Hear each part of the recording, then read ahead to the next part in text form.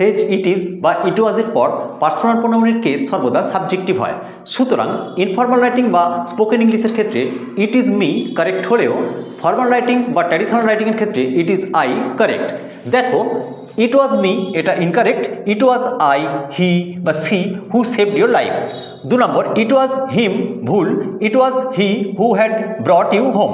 3 নম্বর, it was I who wrote the letter. দেখো, it is me US English বা it is I UK English উভয়ের ক্ষেত্রেই এই ইট ইম্পার্সোনাল প্রোনাউন। সুতরাং এই ইম্পার্সোনাল প্রোনাউন মানে ইট সাবজেক্টও হবে না, অবজেক্টও হবে না। তারপরে আছে বি ভার্ব ইজ এবং তারপরে সেন্টেন্সের সাবজেক্ট। এখানে আই এটা সাবজেক্টিভ কেস, সুতরাং কারেক্ট, কিন্তু মি সাবজেক্টিভ কেস না, অবজেক্টিভ কেস, সুতরাং ইনকারেক্ট। তাই ইট ইজ মি ইউএস ইংলিশ এটা ইনফর্মাল রাইটিংয়ের ক্ষেত্রে কারেক্ট হলেও ইট ইজ আই ইউকে ইংলিশ এটা ফর্মাল রাইটিং বা ট্র্যাডিশনাল রাইটিংয়ের ক্ষেত্রে